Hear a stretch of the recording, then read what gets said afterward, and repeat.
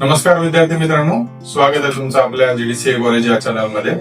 तर आज आपण बघणार आहोत CHM cooperative housing society management या विषयासाठी म्हणजे पेपर पहिला यासाठी काही अपेक्षित प्रश्न जे 2026च्या परीक्षेमध्ये विचारले जाऊ शकतात किंवा त्या टॉपिक वरती विचारले जाऊ शकतात याबद्दल आपण हा व्हिडिओ बनवणार आहोत. हा व्हिडिओ पूर्ण बघा. पण तेच प्रश्न विचारले जातील असं नाही. मोस्ट ऑफ द टाइम विचारला जातो. महाराष्ट्र फ्लॅट ओनरशिप ऍक्ट जो आहे तो विचारला जाऊ शकतो, 100% विचारला जाऊ शकतो. तर तो प्रश्न करा तुम्ही 100%. 15 मार्क्सचा प्रश्न आहे खरं तर, आणि तो पूर्ण केला तर बेस्ट होऊन जाईल. पण जे अपेक्षित प्रश्न येऊ शकतात किंवा येण्याची शक्यता आहे असे प्रश्न आपण यामध्ये कव्हर केलेले आहेत. तुम्ही हा पूर्ण व्हिडिओ जर बघितला तर तुम्हाला नक्कीच काहीतरी फायदा होईल, जेणेकरून तुम्हाला परीक्षेमध्ये सोपं जाऊ शकतं अजून अभ्यास करण्यासाठी. पुस्तकं तर नक्कीच वाचा, कारण पुस्तकांमध्ये खूप जास्त प्रमाणात अभ्यासक्रम आहे, चांगल्या प्रकारे दिलेला आहे, चांगल्या प्रकारे समजवलेला आहे. दुसरी गोष्ट, व्यवस्थित त्याची मुद्देसूद मांडणी करून उत्तरं लिहा. आपण फक्त एक डेमो उत्तर कशी असावी किंवा कशा प्रकारे असायला पाहिजे याबद्दलच हा व्हिडिओ आहे. चला तर मग बघूया आपण कुठले प्रश्न विचारले जाऊ शकतात किंवा कुठल्या टॉपिक वरती विचारले जाऊ शकतात. व्हिडिओ शेवटपर्यंत नक्की बघा. तर सुरू करूया. जीडीसीए CHM अपेक्षित प्रश्न व उत्तरे मे 2026. याच्यामध्ये आता 4 भागामध्ये आपण डिवाइड केलेलं आहे याला. तर सर्वात पहिला भाग ए भाग, ज्याच्यामध्ये दीर्घोत्तरी प्रश्न आपण म्हणूया. हे साधारणपणे 15 ते 20 मार्क्सचे प्रश्न असणार आहेत, पण 15च मार्क्सचे असतील. तर त्याच्यामध्ये अपेक्षित आहेत हे प्रश्न. खरं तर म्हणजे हेच येतील असं नाही, पण या आधारित किंवा या टॉपिकवरती प्रश्न येण्याचे चान्सेस खूप जास्त आहेत. जसं पूर्वीचे एक्झाम पॅटर्न्स बघितल्यामुळे त्यानंतर आपण हे डिसाईड केलेलं आहे की अशा प्रकारे प्रश्न येऊ शकतात. हे जरी तुम्ही केले तरी बऱ्यापैकी तुमचं पासिंगपर्यंत होऊन जाऊ शकतं. तर प्रश्न पहिला, सहकारी गृहनिर्माण संस्थेचे सभासदांची कर्तव्य व जबाबदाऱ्या याबद्दल सविस्तर लिहा असं विचारलं जाऊ शकतं. सहकारी गृहनिर्माण संस्था ही सभासदांच्या सामूहिक सहभागावर आधारलेली असते. संस्थेचे सुचारू कामकाज चालण्यासाठी प्रत्येक सभासदाने आपल्या कर्तव्याचे व जबाबदारीचे पालन करणे आवश्यक आहे. सभासदाची प्रमुख कर्तव्ये काय असतात? मासिक देखभाल शुल्क, मेंटेनन्स चार्जेस वेळेवर भरणे, त्यानंतर संख्येच्या नियमावली व उपस्थितीचे पालन करणे, सर्वसाधारण सभेस उपस्थित राहणे व मतदान करणे, इमारतीची व सार्वजनिक ठिकाणाची स्वच्छता राखणे, फ्लॅटमध्ये बेकायदेशीर बांधकाम न करणे, इतर सभासदांशी चांगले संबंध ठेवणे. थोडक्यात तिथे चांगले लिहू शकता. संस्थेच्या नोंदणीमध्ये आवश्यक त्या नोंदी अद्ययावत ठेवणे, पाणी वीज याचा योग्य वापर करणे किंवा याचा अतिवापर टाळावा, योग्य ठिकाणीच वापर करावा, वाहने नियोजित ठिकाणी उभी करणे, पार्क करणे, हस्तांतरण, वारसा इत्यादी माहिती वेळेस संस्थेला देणे गरजेचं आहे. नेक्स्ट, सभासदांच्या आर्थिक जबाबदाऱ्या, प्रवेश शुल्क, ऍडमिशन फीस भरणे, भाग भांडवल, शेअर कॅपिटल जमा करणे, थकीत रकमा वसुलीसाठी सहकार्य करणे, विशेष वर्गणी स्पेशल लेवे मागितल्यास भरणे, मालमत्ता कर, पाणी कर यातील संस्थेचा वाटा भरणे. सभासदांच्या कायदेशीर जबाबदाऱ्या काय आहेत? महाराष्ट्र सहकारी संस्था अधिनियम 1960च्या तरतुदीचे पालन करणे, संस्थेविरुद्ध कोणताही बेकायदेशीर व्यवसाय न करणे, फ्लॅटचा वापर निवासी उद्देशासाठी करणे, व्यावसायिक वापर नियमानुसार करू शकता. भाडेकरू ठेवल्यास संस्थेला ह्याची माहिती देणं गरजेचं आहे तुमच्या सहकारी संस्थेला. सभासदांनी जबाबदारीने वागल्यास संस्था भक्कम राहते. सहकाराचा आत्मा म्हणजेच एकासाठी सर्वांसाठी एक हा भाव प्रत्येक सभासदांनी जपणे आवश्यक आहे. तर हे थोडंसं एक मुद्देसूद लिहिलेलं आहे, तुम्ही तुमच्या पद्धतीने लिहू शकता. हे असंच लिहायला पाहिजे असं नाहीये. त्यानंतर प्रश्न दुसरा, सहकारी गृहनिर्माण संस्थेचे प्रकार व त्यांची वैशिष्ट्ये विचारलं जाऊ शकतं. सहकारी गृहनिर्माण संस्था विविध उद्दिष्टांसाठी स्थापन केल्या जातात. महाराष्ट्र राज्यात मुख्यतः खालील प्रकारच्या सहकारी संस्था कार्यरत आहेत. सहकारी संस्थेचे प्रकार काय आहेत ते बघूया. भाडेतत्वावरील संस्था म्हणजे टेनंट ओनरशिप. या संस्थेत जमीन व इमारत संस्थेच्या मालकीची असते. सभासद ठराविक भाडे देऊन फ्लॅट वापरतात. सभासदाला मालकी हक्क नसतो, केवळ वापर हक्क असतो. सहभागी गृहनिर्माण म्हणजे टेनंट को पार्टनरशिप संस्था. जमीन संस्थेच्या मालकीची असते, परंतु सभासदांना फ्लॅटची मालकी हक्क दिले जातात. सभासद भाग भांडवल भरतो आणि त्या बदल्यात फ्लॅट मिळतो. त्यानंतर गृहनिर्माण हाऊसिंग बिल्डिंग संस्था, ज्याच्यामध्ये संस्थेत सभासदांना स्वतःचे घर बांधण्यासाठी कर्ज दिले जाते. हुडको किंवा बँका यांच्यासारख्या वित्तीय संस्थांकडून निधी उभारला जातो. वसाहत संस्था म्हणजेच हाऊसिंग कॉलनी, मोठ्या गृहनिर्माण प्रकल्पासाठी स्थापना होण्यासाठी भूखंड, इमारती, रस्ते, उद्याने व सर्व मिळून एक संपूर्ण वसाहत विकसित केली जाते. सहकारी गृहनिर्माण संस्थेचे वैशिष्ट्ये काय आहेत? स्वच्छतेने व लोकशाही तत्वावर संस्था चालवली जाते, ज्याच्यामध्ये म्हणजे लोकशाही म्हणजे एक सभासद एक मत, वन मेंबर वन वोट हे तत्व. नफा सभासदांमध्ये समप्रमाणात विस्तारित केला जातो. महाराष्ट्र सहकारी संस्था अधिनियम 1960 अंतर्गत नोंदणी निबंधकाच्या देखरेखीखाली कामकाज चालतं. सभासदांचे हित जपण्याचा प्राधान्यक्रम असतो. पारदर्शक लेखापरीक्षण व वार्षिक अहवाल सादर करणे हे बंधनकारक असते. त्यानंतर प्रश्न तिसरा काय असू शकतो? महाराष्ट्र फ्लॅट मालकी हक्क अधिनियम 1970 मधील तरतुदी. महाराष्ट्र फ्लॅट मालकी हक्क अधिनियम 1970 म्हणजेच मोफा हा पण प्रश्न विचारला जाऊ शकतो. एक्सप्लेन मोफा किंवा महाराष्ट्र फ्लॅट ओनरशिप ऍक्ट हा एक्सप्लेन करा, हा कायदा एक्सप्लेन करा, हा पण प्रश्न विचारला जातो. मुख्यत्वे हा प्रश्न करून जा. हा कायदा फ्लॅट खरेदीदारकाच्या हित संरक्षणासाठी तयार करण्यात आला आहे. हा कायदा महाराष्ट्रात रिअल इस्टेट क्षेत्रातील एक महत्वपूर्ण कायदा आहे. याच्या प्रमुख तरतुदी काय आहेत? जाहिरात व माहिती पत्रक म्हणजेच ऍडव्हर्टाइजमेंट अँड प्रॉस्पेक्टस, कलम 3. आता हे कलम पण विचारले जाऊ शकतात. आता हे जर एखाद्या वेळेस थोडक्यात किंवा टिपा लिहामध्ये जर कलम विचारले तर ते कलम थोडेसे विस्तृत प्रमाणात लिहावे लागतील तुम्हाला. बिल्डरने फ्लॅट विक्रीची जाहिरात करण्यापूर्वी सरकारी परवाने, नकाशे, जमिनी मालकी हक्क किंवा गहाण माहिती या पद्धती सर्व प्रसिद्ध करणे बंधनकारक आहेत. करारनामा म्हणजेच ॲग्रीमेंट, कलम 4. फ्लॅट विक्री करण्यापूर्वी बिल्डर व खरेदीदार यांच्यात लेखी करार होणे आवश्यक आहे. करारात फ्लॅटचे क्षेत्र, किंमत, बांधकाम पूर्ण होण्याची मुदत स्पष्ट असावी. हस्तांतरण म्हणजेच कन्व्हेन्स, कलम 11. बांधकाम पूर्ण झाल्यावर बिल्डरने जमीन व इमारत सहकारी संस्थेच्या नावाने हस्तांतरित करणे बंधनकारक आहे. हे न केल्यास डीम्ड कन्व्हेन्सचा पर्याय उपलब्ध आहे. रकमेची हिशोब म्हणजे अकाउंट्स थोडक्यात, कलम 5 व 6. बिल्डरने खरेदीदाराकडून घेतलेली रक्कम स्वतंत्र बँक खात्यात ठेवणे आवश्यक आहे. ही रक्कम बांधकामावरच खर्च केली जावी. सहकारी संस्था स्थापन करण्याची जबाबदारी, कलम 10. बिल्डरने खरेदीदारांना सहकारी संस्था स्थापन करण्यात मदत करावी. 4 महिन्याच्या आत संस्था नोंदणीची जबाबदारी बिल्डरची आहे. त्यानंतर दंडात्मक तरतुदी काय आहेत? कलम 13 मध्ये या कायद्याचे उल्लंघन केल्यास बिल्डरला शिक्षा व दंड होऊ शकतो. आता याचं महत्व काय? थोडक्यात फ्लॅट खरेदीदारांना कायदेशीर संरक्षण मिळते. बिल्डरच्या मनमानीवर नियंत्रण राहते. पारदर्शकता व जबाबदारी निश्चित होते. नंतर प्रश्न चौथा आहे सहकारी चळवळीचा इतिहास व महत्व. हा पण प्रश्न विचारला जाऊ शकतो कोऑपरेटिव्ह हाऊसिंग सोसायटीमध्ये. सहकारी चळवळ ही समाजातील आर्थिकदृष्ट्या दुर्बल घटकांना स्वावलंबी बनवण्याचे एक प्रभावी साधन आहे. एकत्र येणे हीच शक्ती हे सहकाराचे मूळ तत्व आहे. जागतिक इतिहास काय याचा? ही पहिली जी सहकारी संस्था आहे इंग्लंडमध्ये 1914 मध्ये सुरू झाली. जागतिक इतिहास काय आहे? 1944 मध्ये इंग्लंडमधील रॉचडेल येथे जगातील पहिली सहकारी संस्था स्थापन झाली. 28 कामगारांनी एकत्र येऊन रॉचडेल पायोनियर्स संस्था स्थापन केली. आपण यावरती ऑलरेडी एक व्हिडिओ बनवला होता सहकाराचा इतिहास, ज्यामध्ये आपण रॅफेन्सन मॉडेल तुम्हाला आठवत असेल बहुतेक आपण डिस्कस केलं होतं याच्याबद्दल. यांनी कृषी प्रतपेढांची संकल्पना मांडली. त्यानंतर भारतातील सहकारी चळवळीचा इतिहास काय आहे? 1904 मध्ये सहकारी पतसंस्था अधिनियम कोऑपरेटिव्ह क्रेडिट सोसायटी ऍक्ट पारित केला. 1912 मध्ये सहकारी संस्था अधिनियम कोऑपरेटिव्ह सोसायटी ऍक्ट अधिक व्यापक कायदा झाला. 1919 मध्ये सहकार हा विषय राज्याच्या अखत्यारीत सब्जेक्ट झाला. त्यानंतर 1947 नंतर स्वातंत्र्यानंतर सहकाराचा वेगाने विकास झाला खरं तर. आणि 1951 मध्ये पहिली पंचवार्षिक योजना सहकाराला प्राधान्य मिळालं.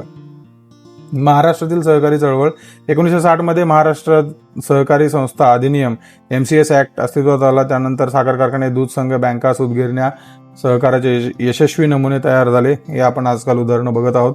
महाराष्ट्र स्टेट कोऑपरेटिव्ह बँक म्हणजे MSCB ही या संस्थेची स्थापना करण्यात आली, म्हणजे संस्था इन द सेन्स बँकेची स्थापना केली. खरं तर सहकारी गृहनिर्माण संस्थेचा विस्तार शहरी भागात खूप प्रमाणात वाढत गेला आणि आजही वाढत आहे.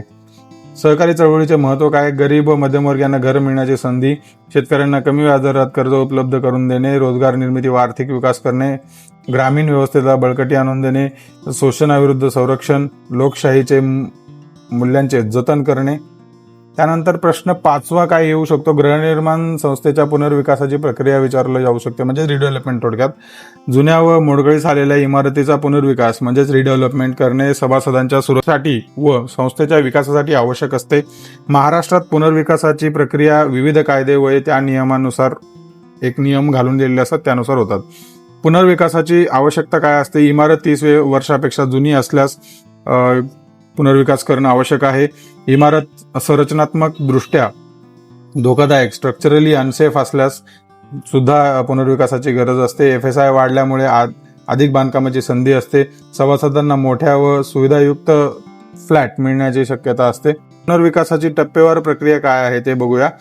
पहिला टप्पा विशेष सर्वसाधारण सभा SGM. पुनर्विकासाचा निर्णय घेण्यासाठी 3/4 75% सभासदांची संमती आवश्यक आहे. सभेत पुनर्विकासाचा प्रस्ताव मंजूर करणे. दुसरा टप्पा काय? सल्लागार नियुक्ती, म्हणजेच तांत्रिक सल्लागार, टेक्निकल कन्सल्टंट, कायदेशीर सल्लागार नियुक्त करणे. इमारतीचे स्ट्रक्चरल ऑडिट करणे. 3 निविदा प्रक्रिया म्हणजेच टेंडर प्रोसेस. विकासकांकडून म्हणजे डेव्हलपर्स कडून निविदा मागवणे. किमान 3 ते 5 निविदा प्राप्त करणे. सभासदांच्या सभेत निविदांची तुलना व चर्चा करून घेणे. टप्पा सभासदाच्या सहमतीने सर्वोत्तम विकासक निवडे, म्हणजे MOU, मेमोरंडम ऑफ अंडरस्टँडिंग, याच्यावरती स्वाक्षरी. त्यानंतर टप्पा 5वा डेव्हलपमेंट अग्रीमेंट. विकासक म्हणजे डेव्हलपर व संस्था यांच्यात सविस्तर करार होणं गरजेचं आहे. नोंदणीकृत करारात फ्लॅट आकार, भाडे, त्यानंतर पूर्णता कालावधी, दंड इत्यादीचा उल्लेख करणे आवश्यक आहे. टप्पा 6वा सरकारी परवानग्या घेणं गरजेचं आहे, जसं BMC असेल, महानगरपालिका बांधकाम परवाना घेणं गरजेचं आहे. रेराची नोंदणी करणं गरजेचं आहे. पर्यावरण परवानगी आवश्यक असल्यास ती सुद्धा घेणं गरजेचं आहे. टप्पा 7वा बांधकाम व ताबा. जुन्या इमारतीचे विसर्जन व नव्या इमारतीचे बांधकाम सभासदांना OC म्हणजे ऑक्युपन्सी सर्टिफिकेट नंतर ताबा. त्यानंतर सभासदांचे हक्क काय? भाडे खर्च, ट्रान्झिट रेंट मिळण्याचा हक्क, नव्या फ्लॅटमध्ये अधिक क्षेत्र, कॉर्पस फंड मिळण्याचा हक्क, वेळेत ताबा न मिळाल्यास दंड मागण्याचा हक्क. त्यानंतर प्रश्न 6वा मान्यताप्राप्त हस्तांतरणासाठी आवश्यक कागदपत्रे काय लागतात त्याच्यावरती पण विचारलं जाऊ शकतं. सहकारी गृहनिर्माण संस्थेत फ्लॅट एका सभासदांकडून दुसऱ्या सभासदाला हस्तांतरित किंवा ट्रान्सफर करताना संस्थेकडे विविध कागदपत्रे सादर करावी लागतात. आवश्यक कागदपत्रे काय आहेत त्याच्यामध्ये विक्रेता, ट्रान्सफरर यांच्याकडून काय घ्यायचं विक्रेत्यांकडनं, हस्तांतरण अर्ज म्हणजे ट्रान्सफर ऍप्लिकेशन फॉर्म निर्धारित नमुन्यासह, मूळ शेअर प्रमाणपत्र, original share certificate, no dues प्रमाणपत्र, NDC म्हणजे नो ड्यूज सर्टिफिकेट, सर्व थकबाकी भरल्याचे प्रमाणपत्र, नोंदणीकृत विक्री करार, register sales agreement, deed, POA power of attorney जर असेल तर, ओळखपत्र, आयडेंटिटी प्रूफ, पॅन, आधार, रहिवासी पुरावा, ऍड्रेस प्रूफ, पासपोर्ट साईजचे फोटो. त्यानंतर खरेदीदार म्हणजे जो ट्रान्सफरी आहे यांच्याकडून काय घेणं गरजेचं आहे. संस्था सभासदत्वासाठी अर्ज, मेंबरशिप ऍप्लिकेशन फॉर्म आहे, ओळखपत्र, आधार, पॅन, रहिवासी पुरावा, पासपोर्ट आकाराचे फोटो 2 नग किंवा जसे गरजेचे आहेत तसे, प्रवेश शुल्क व हस्तांतरण शुल्क भरल्याची पावती आणि नोटरीकृत हमीपत्र 1 लागतं. त्यानंतर इतर कागदपत्रे काय लागतात? मुद्रांक शुल्क भरल्याचे प्रमाणपत्र, नोंदणी विभागातील नोंदीचा दाखला, मालमत्ता कार्ड, सातबारा, उतारा. त्यानंतर इमारत परवानगी प्रती, ऑक्युपन्सी सर्टिफिकेट जसं आपण म्हणलं, कर्ज असल्यास बँकेचे NOC. हस्तांतरण शुल्क काय असते? हस्तांतरण शुल्क संस्थेच्या उपविधीनुसार आकारले जाते. सामान्यतः 25,000 पर्यंत असते, नातेवाईकांसाठी कमी असू शकते. त्यानंतर प्रश्न 7वा डीम्ड कन्व्हेन्स संकल्पना याबद्दल विचारला जाऊ शकतो. आता हे विचारले जाणारे मोठी प्रश्न आहेत ऍक्च्युली. खरं तर गाड्याला जागा आणि जोड्या लावा वगैरे असतील तर तेही तुम्हाला मी सांगेन, पण आता सध्या आपण मोठ्या प्रश्नावरती फोकस करतोय. महाराष्ट्रात हजारो सहकारी गृहनिर्माण संस्था आहेत, त्यांच्या जमिनी व इमारतीचा कॉन्व्हेन्स हस्तांतरण बिल्डरकडून मिळाले नव्हते. या समस्येचा उपाय किंवा या समस्येवर उपाय म्हणून डीम्ड कॉन्व्हेन्स ही संकल्पना अस्तित्वात आली. कॉन्व्हेन्स म्हणजे काय? कॉन्व्हेन्स म्हणजे जमीन व इमारतीचे कायदेशीर हस्तांतरण बिल्डरकडून संस्थेच्या नावे करणे. मोफा कायद्यानुसार बांधकाम पूर्ण झाल्यास 4 महिन्यात हे करणं बंधनकारक आहे. जेव्हा बिल्डर कॉन्व्हेन्स देण्यास टाळाटाळ करतो तेव्हा संस्था जिल्हा उपनिबंधकाकडे म्हणजेच DDR डिस्ट्रिक्ट डेप्युटी रजिस्ट्रार यांच्याकडे अर्ज करू शकते. जिल्हा उपनिबंधक स्वतः कॉन्व्हेन्स देण्याचा आदेश देतात, त्याला डीम्ड कॉन्व्हेन्स म्हणतात. डीम्ड कॉन्व्हेन्ससाठी काय प्रक्रिया असते? संस्थेने 75% सभासदांच्या संमतीने ठराव पारित करणे गरजेचे आहे. जिल्हा उपनिबंधकाकडे अर्ज फॉर्म 7 सादर करणे गरजेचं आहे. आवश्यक कागदपत्रे सादर करणे गरजेचं आहे. उपनिबंधक बिल्डरला नोटीस पाठवतात.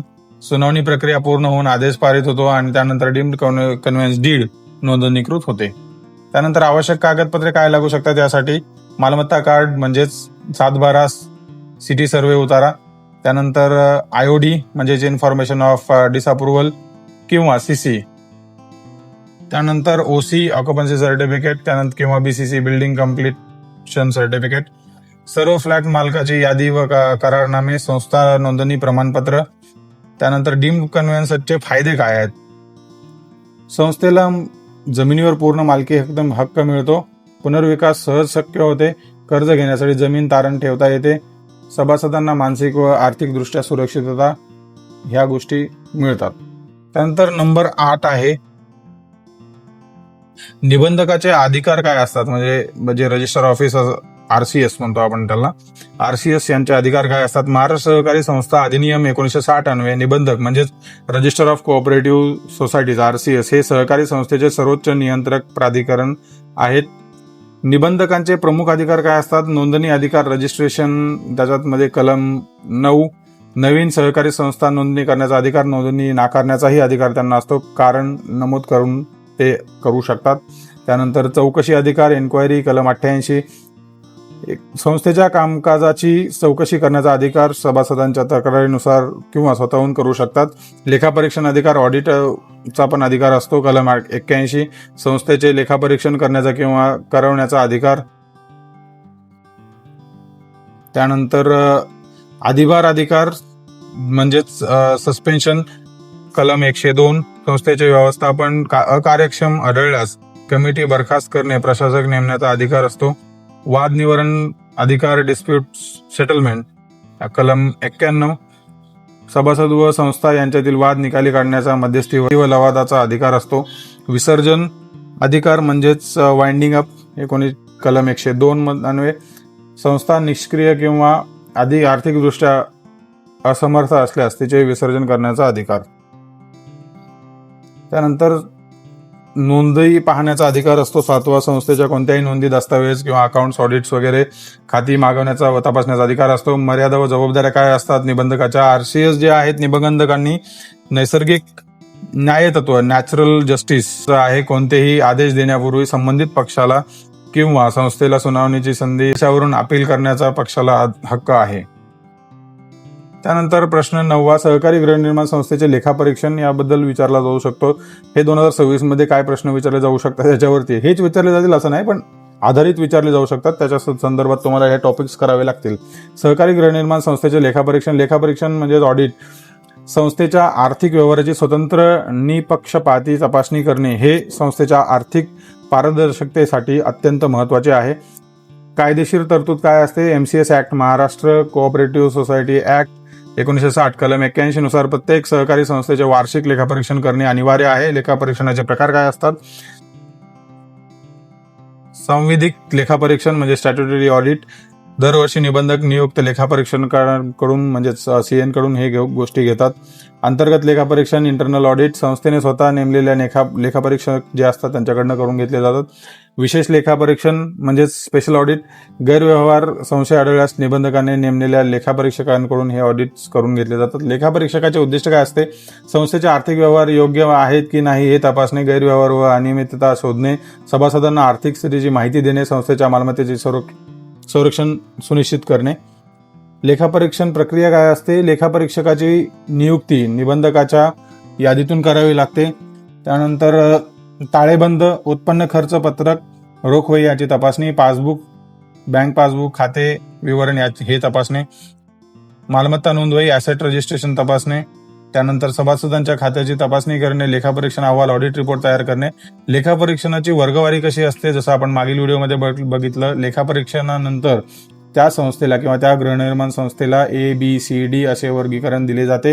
अ म्हणजे सर्वोत्कृष्ट दर्जा कामकाज असलेली संस्था किंवा एकदम उत्कृष्ट असलेली संस्था, आणि D म्हणजे अत्यंत कमकुवत कामकाज असलेली संस्था. हे कशावरून ठरतं, तर हे ऑडिट रिपोर्ट जे असतं त्याच्यावरून ठरतं किंवा लेखापरीक्षणावरून ठरतं. लेखापरीक्षण दुरुस्ती ऑडिट रेक्टिफिकेशन काय असतं? लेखापरीक्षण अहवाल नमूद केलेल्या त्रुटी व सूचनानुसार संस्थेने ठराविक मुदतीत कार्यवाही करून निबंधकास सादर करणे अनिवार्य असते. त्यानंतर प्रश्न 10वा कशा प्रकारे असू शकतो? संस्थेचे निधी उभारण्याचे मार्ग काय आहेत हे एक्सप्लेन करा असं विचारलं जाऊ शकतं. सहकारी गृहनिर्माण संस्थेला दैनंदिन खर्च, दुरुस्ती, राखीव निधी इत्यादी पुरेसा निधी असणे आवश्यक आहे. निधी उभारण्याचे मुख्य मार्ग काय आहेत? भाग भांडवल म्हणजे शेअर कॅपिटल. प्रत्येक सभासदांनी भाग भांडवल खरेदी केल्यावर मिळणारी रक्कम हे संस्थेचे प्राथमिक भाग भांडवल असतं. प्रवेश शुल्क म्हणजेच admission fee, entry fee, entrance fee. नवीन सभासद प्रवेश घेताना भरतो, सामान्यतः ₹100 ते 500 पर्यंत. आता ते डिपेंड असतं ऍक्च्युली, हे आपण टेंटेटिव्ह लिहिलेलं आहे. मासिक देखभाल शुल्क, मंथली मेंटेनन्स चार्जेस, सर्व सभासदांकडून दरमहा वसूल केला जातो. इमारत व सुविधांच्या देखभालीसाठी वापरला जाणारा हा फंड असतो. हस्तांतरण शुल्क, ट्रान्सफर फीस, फ्लॅट हस्तांतरण होताना संस्थेला मिळणारे शुल्क. राखीव निधी, रिझर्व्ह फंड. MCS ऍक्ट नुसार कलम 66 नुसार निव्वळ नफ्यातून किमान 25% राखीव रक्कम जमा करणे बंधनकारक आहे. दुरुस्ती निधी, रिपेअर आणि मेंटेनन्स फंड, इमारतीच्या मोठ्या दुरुस्तीसाठी विशेष निधी प्रत्येक वर्षी ठराविक रक्कम जमा केली जाते. त्यानंतर सिंकिंग फंड, इमारतीच्या पुनर्बांधणीसाठी दीर्घकालीन निधी सरकारी नियमानुसार जमा करणे बंधनकारक असते. कर्ज, लोन म्हणजे बँक, हुडको असेल, माडा असेल यांच्याकडनं कर्ज घेणे मोठ्या प्रकल्पासाठी हे उपयुक्त असतं. ग्रांट्स अँड सबसिडीज, सरकार किंवा स्थानिक स्वराज्य संस्थांकडून मिळणारे अनुदान किंवा सबसिडी या प्रमाणात असतं. त्यानंतर 10वा आहे इतर उत्पन्न, ज्याच्यामध्ये व्याज आहे. फिक्स्ड डिपॉझिटवर काय व्याज मिळतं. त्यानंतर जाहिरात शुल्क, टेरेस, कॉमन एरिया ऍड्स याच्यामध्ये सुद्धा तुम्हाला मिळू शकतात. सोसायटीला फंड मिळू शकतो. दंड व विलंब शुल्क हे पण ते घेऊ शकतात. त्यानंतर दुसरा टप्पा आहे, दुसरा प्रश्न आहे टिपा लिहामध्ये काय काय विचारलं जाऊ शकतं याबद्दल. टिपा लिहामध्ये लेखापरीक्षण दुरुस्ती म्हणजेच ऑडिट रेक्टिफिकेशन विचारलं जाऊ शकतं. लेखापरीक्षण झाल्यानंतर लेखापरीक्षक त्रुटी व अनियमिततांचा अहवाल ऑडिट रिपोर्ट सादर करतात. या अहवालातील त्रुटी दूर करण्याच्या प्रक्रियेला लेखापरीक्षण दुरुस्ती किंवा ऑडिट रेक्टिफिकेशन म्हणतात. MCS ऍक्ट कलम 82 नुसार संस्थेच्या 3 महिन्यात दुरुस्ती करून अहवाल निबंधकाकडे सादर करणे अनिवार्य आहे. संस्थेचे संस्थापक मंडळ, मॅनेजिंग कमिटी याला जबाबदार असते. त्यानंतर दुसरी टीप, थकबाकी वसुली, रिकव्हरी ऑफ एरियर्स. सभासदांनी मासिक देखभाल शुल्क, कर्ज, हप्ते इत्यादी वेळेत न भरल्यास ती रक्कम थकबाकी एरियर्स मानली जाते. MCS ऍक्ट कलम 101 नुसार संस्था जमीन महसूल थकबाकीप्रमाणे वसुली करू शकते. संस्था सचिव सभासदाला नोटीस देतात. नोटीस नंतरही थकबाकी न भरल्यास जिल्हा उपनिबंधकाकडे अर्ज करता येतात आणि उपनिबंधक वसुली प्रमाणपत्र, रिकव्हरी सर्टिफिकेट जारी करतात. त्यानंतर निबंधक चौकशी, रजिस्ट्रार इन्क्वायरी. MCS कलम 88 नुसार निबंधकाला संस्थेच्या कामकाजाची चौकशी करण्याचा अधिकार आहे. चौकशी कधी होते? जेव्हा सभासदाची तक्रार असेल, गैरव्यवहाराचा संशय असेल किंवा संस्था आर्थिक अडचणीत असेल. चौकशी अधिकारी सर्व नोंदी, खाती, दस्तावेज वापरता तपासतात. अहवाल निबंधकाकडे सादर केला जातो. निबंधक आवश्यक ते आदेश देतात. त्यानंतर गृहनिर्माण संस्थेचा पुनर्विकास, हाऊसिंग सोसायटी रिडेव्हलपमेंट. जुन्या व धोकादायक इमारतीचे पुनर्विकास करणे. Housing society redevelopment. महाराष्ट्र सरकारने गव्हर्नमेंट रेझोल्युशन GR जारी केलेले आहेत. त्याबद्दल पुनर्विकासासाठी 75% सभासदांची संमती आवश्यक असते. रेरा नोंदणी, स्ट्रक्चरल ऑडिट, त्यानंतर विकासक नियुक्ती या प्रमुख टप्प्या पार केल्यानंतर आपल्याला ते करता येतं. सभासदांना ट्रान्झिस्ट्रेंट, कॉर्पस फंड व अधिक क्षेत्रफळाचा फ्लॅट मिळतो. त्यानंतर नाफेडचे कार्य काय? नाफेड म्हणजे National Agriculture Cooperative Marketing Federation of India Limited ही संस्था शेतकऱ्यांच्या कृषी मालाच्या विपणनासाठी मार्केटिंग स्थापना करण्यात आलेली आहे. प्रामुख्याने हिचं कार्य काय आहे? शेतकऱ्याच्या मालाची खरेदी, साठवण व विक्री किमान आधारभूत किमतीवर MSP म्हणजेच त्याच्यावरती खरेदी करणं आवश्यक आहे. आंतरराष्ट्रीय निर्यात, ऑइल सीड्स, त्यानंतर ग्रेन्स याचा व्यापार करणे. फेड शेतकऱ्यांना बाजारभावाची हमी देते. त्यानंतर 16 आहे फ्लॅट खरेदीदारांची जबाबदारी काय आहे. मोफा 1970 नुसार फ्लॅट खरेदीदारांच्या जबाबदाऱ्या लेखी करार करणे, हप्ते वेळेत भरणे, करारातील अटीचे पालन करणे, ताबा घेतल्यावर सोसायटी स्थापन करण्यात सहभागी होणे, कन्व्हेन्स करून देणे, त्यानंतर इमारत परवानगीची पडताळणी करणे, रेरा नोंदणी करणे आणि अनेक असू शकतात असे. त्यानंतर 17 आहे विशेष सर्वसाधारण सभा, स्पेशल जनरल मीटिंग, एसजीएम जेव्हा तातडीच्या बाबींवर निर्णय घ्यायचा असतो तेव्हा एसजीएम बोलवली जाते. MCS ऍक्ट नुसार किमान 2/3 किंवा 3/4 सभासदांच्या मागणीवरून एसजीएम बोलविता येते. विषय पुनर्विकास, विशेष वर्गणी, बायलॉज दुरुस्ती वगैरे किंवा निधी वापर याबद्दल चर्चा होऊ शकते. 7 ते 14 दिवस आगाऊ नोटीस देणे आवश्यक असते. या सभेत फक्त नोटिशीत नमूद केलेल्या विषयांवरती चर्चा करता येते. लाभांश समतोल निधी, डिव्हिडंड इक्वलायझेशन फंड, संस्थेच्या नफ्यातून लाभांश डिव्हिडंड समान राखण्यासाठी हा निधी तयार केला जातो. ज्या वर्षी नफा जास्त असतो त्या वर्षी या निधीत रक्कम जमा केली जाते. ज्या वर्षी नफा कमी असतो त्या वर्षी या निधीतून लाभांश दिला जातो. त्यामुळे सभासदांना दरवर्षी सारखाच लाभांश मिळतो. सभासदांच्या मृत्यूनंतर हिस्सा हस्तांतरण, सभासदांच्या मृत्यूनंतरचे शेअर्स व फ्लॅट्स कायदेशीर वारसास हस्तांतरित केले जातात. नोंदणीकृत असेल तर त्याला प्राधान्य, वारसाला मृत्यू प्रमाणपत्र, उत्तराधिकार प्रमाणपत्र, नॉमिनेशन फॉर्म, ओळखपत्र सादर करावे लागते. संस्था आवश्यक शुल्क आकारून हिस्सा हस्तांतरित करते. नोंदी पाहायचा अधिकार, MCS ऍक्ट कलम 32 नुसार प्रत्येक सभासदाला संस्थेच्या नोंदी व दस्तावेज पाहण्याचा हक्क आहे.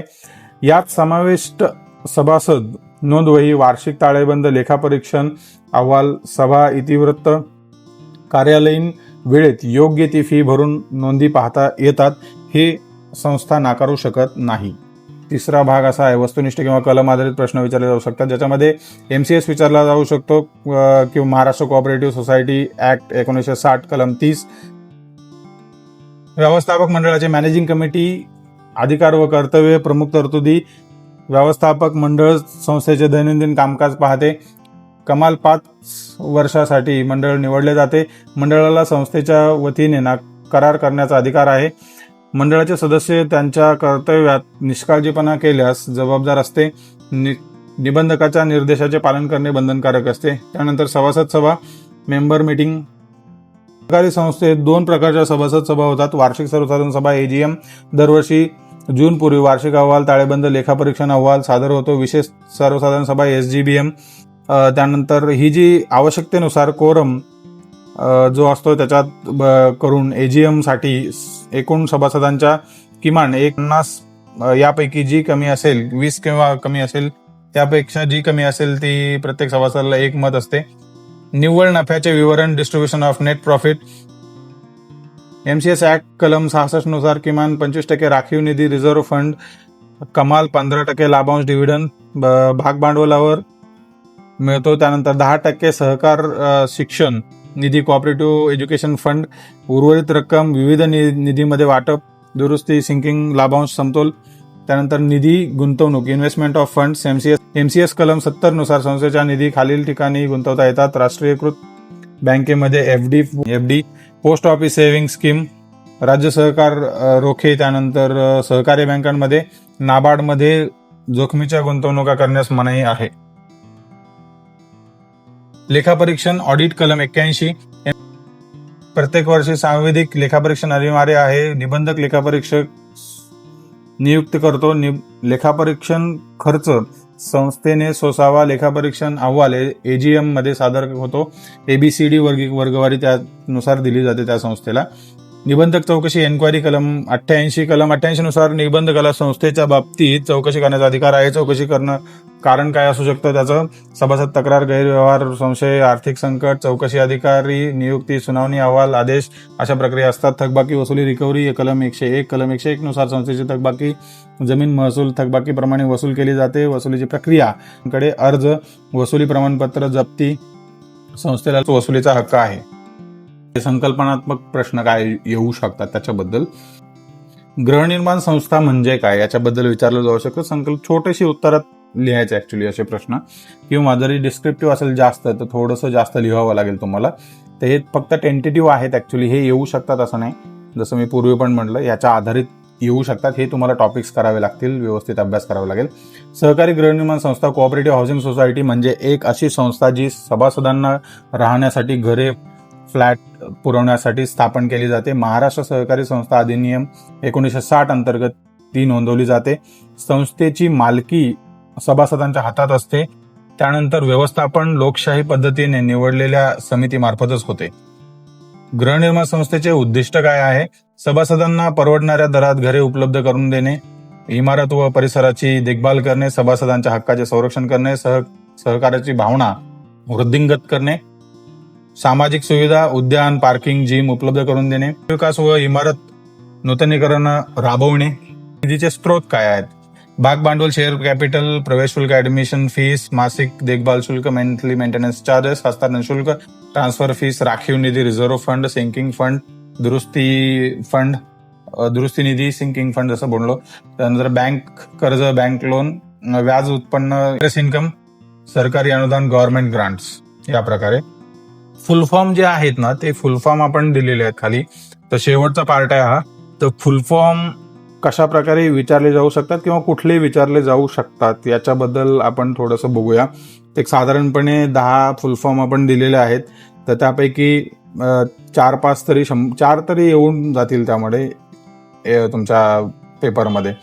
तर पहिला आहे नाबार्ड, जसं आपण याचा पूर्वी उल्लेख केला होता. National Bank for Agriculture and Rural Development, राष्ट्रीय कृषी व ग्रामीण विकास बँक.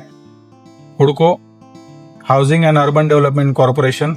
गृहनिर्माण व नागरी विकास महामंडळ. MHADA, Maharashtra Housing and Area Development Authority. Maharashtra गृहनिर्माण व क्षेत्र विकास प्राधिकरण. MOFA, Maharashtra Ownership Flat Act 1970. Maharashtra flat मालकी हक्क अधिनियम 1970. त्यानंतर NAFED, National Agricultural Cooperative Marketing Federation of India. राष्ट्रीय कृषी सहकारी विपणन संघ. NBCC, National building construction corporation. राष्ट्रीय इमारत बांधकाम महामंडळ. SJSRY, सुवर्ण जयंती शहरी रोजगार योजना. NUHHP, national urban housing and habitat policy.